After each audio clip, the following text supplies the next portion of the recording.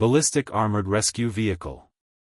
This type of vehicle, often shortened to BARV in tactical circles, was designed to pull officers out of gunfire zones, without exposing rescue teams to danger.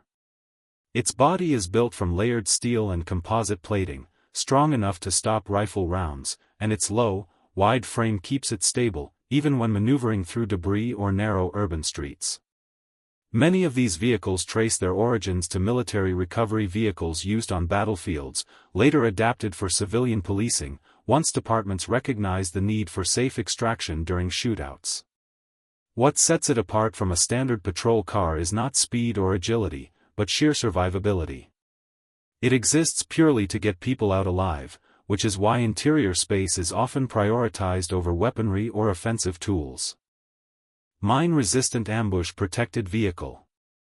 Known widely as an MRAP, this vehicle originally served overseas in military convoys, where the goal was surviving roadside explosives. Its V-shaped hull deflects blast energy outward and downward, instead of upward into the cabin, a design breakthrough that saved countless lives in combat zones, before ever reaching domestic use. Police departments began acquiring surplus MRAPs through federal equipment transfer programs, repurposing them for hostage situations, active shooter responses, and high-risk warrant service. Because of their imposing size and armor thickness, they are rarely used for routine patrol. Instead, they appear when officers need to approach a barricaded suspect, or move through gunfire with confidence that the vehicle itself will absorb the impact. Tactical Armored Response Vehicle. Smaller and more maneuverable than an MRAP, this vehicle fills the gap between everyday patrol cars and heavy military-grade transports. It is commonly built on a commercial truck chassis, then reinforced with ballistic steel panels and bullet-resistant glass. Departments favor this type because it balances protection with practicality, allowing it to navigate suburban neighborhoods or tight city blocks, where a full military vehicle would struggle. Its origins lie in the growing demand, during the late 20th century, for SWAT teams to have transport that doubled as cover during entry operations. Unlike bulkier armored trucks, it can often reach moderate highway speeds, making it useful, not just for standoffs, but also for rapid deployment across a city. Armored Personnel Carrier. This category covers vehicles built specifically to move a tactical team as a unit, shielding every occupant simultaneously, rather than protecting them individually.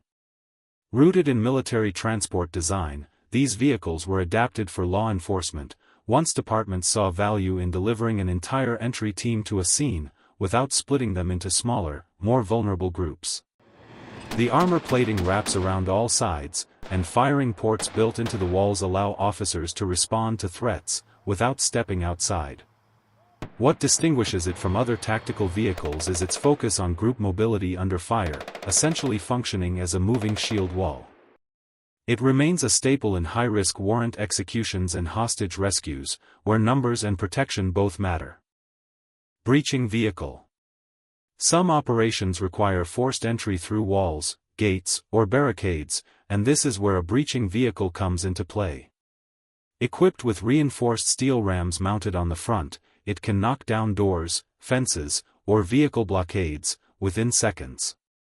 Its design draws from construction and demolition equipment, repurposed with tactical armor, to protect the operator during use. This vehicle is rarely deployed for its size or speed, since its entire purpose centers on brute force, applied precisely where needed. During hostage situations or fortified criminal compounds, it clears a physical path that would otherwise take officers far longer, and expose them to greater risk, if attempted manually. Water Cannon Vehicle. Long associated with crowd control, this type of vehicle uses pressurized water jets to disperse large gatherings, without relying on physical contact or firearms. Its use dates back decades, first appearing in European policing, before spreading globally as a non-lethal method of managing riots and civil unrest. The vehicle itself is usually built on a heavy truck frame, carrying large water tanks and a rotating nozzle system, capable of reaching considerable distances. What makes it different from most tactical vehicles is its defensive, rather than offensive, role, since it aims to control space and movement, rather than confront individuals directly. Departments use it primarily in situations involving mass gatherings, rather than isolated criminal standoffs. Sniper Observation Vehicle. During prolonged standoffs, officers need a stable, elevated, and often mobile position to monitor a scene, and this vehicle serves that purpose. Built with reinforced walls and a raised observation platform, it allows a marksman or spotter to maintain a clear vantage point, while remaining shielded from return fire. Its development grew out of the recognition that traditional sniper positions, such as rooftops, are not always available or safe in urban environments. Unlike vehicles built for movement or breaching, this one values stillness and visibility, above all else. It often works in coordination with command vehicles, feeding real-time information to decision-makers, directing the broader operation. Mobile Command and Control Vehicle. Every complex tactical operation needs a central point, where commanders can track movements, communicate with teams, and make quick decisions, and this vehicle acts as that mobile headquarters. Inside, it typically houses communication equipment, surveillance monitors, and workstations, for coordinating multiple units across a scene. Its origins can be traced to disaster response vehicles, later adapted by police departments, once they realized similar coordination was needed during hostage situations or large-scale searches. Unlike armored assault vehicles, this one rarely approaches danger directly. Instead, it stays at a safe distance, functioning as the nerve center that keeps every other vehicle and team working in sync. Robotic Reconnaissance Unit. Not every tactical vehicle carries a driver, and this category represents that shift.